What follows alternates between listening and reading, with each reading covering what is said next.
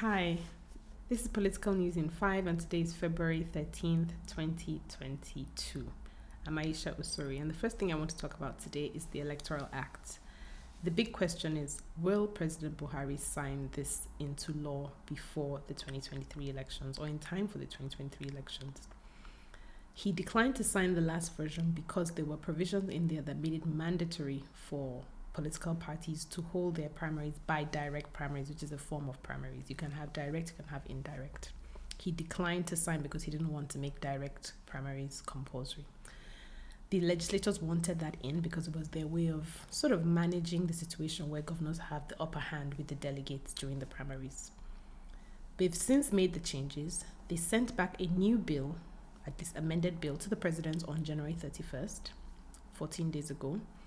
Still not signed, and there are indications that there's another provision that's giving the president a little bit of concern. What's this concern? The concern is a provision that makes it compulsory for those who are in office to resign before they can run for office, before the primaries, so to speak. Let me give an example. In 2018, Governor Fayemi, who was then a minister, did not resign. He contested the primaries, won the ticket, and then 18 days after resigned from his position as minister. With this new provision, he would not be able to do this.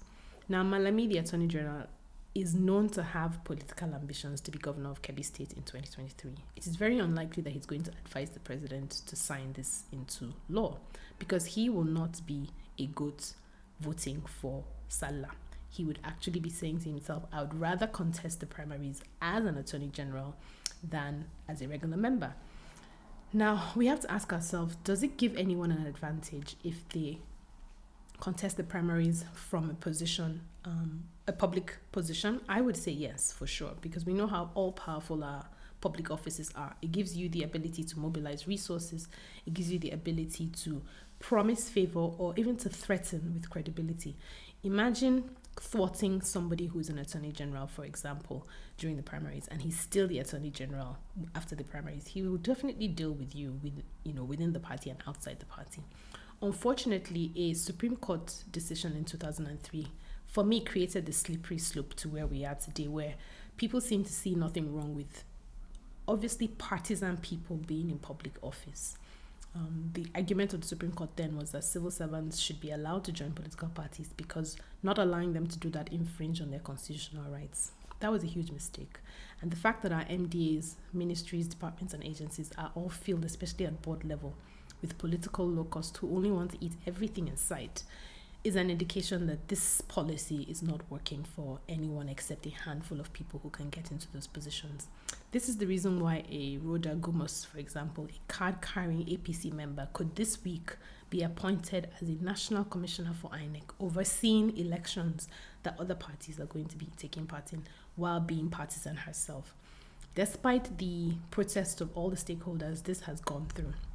And it's a big mistake.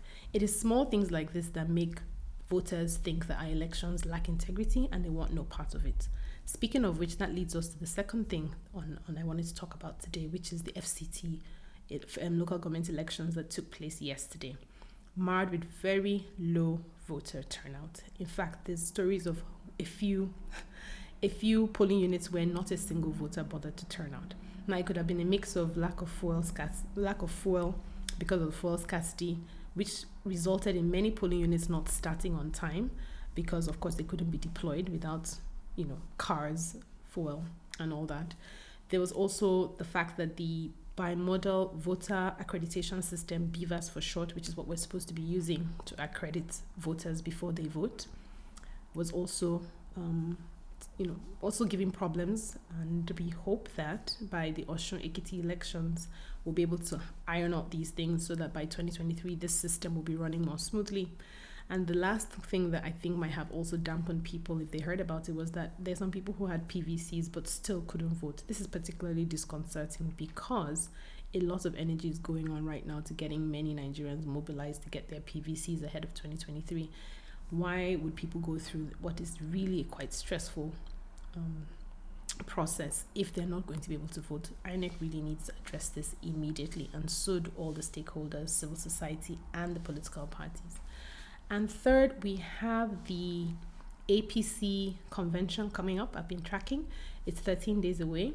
We still don't know what the zoning formula will be, and the 22 APC governors are meeting today to decide that. Now, don't ask me why 22 men are going to decide what a party of supposedly millions are going to do about their zoning, but they are the ones who are going to decide, not even the committee, but the governors. Now, why is the zoning formula so important? Because it helps give an indication of where positions are going to go. Are they going to go, if the national chair is northern, then it's an indication that the presidential candidate for APC is going to be southern, and so people want to be able to determine that.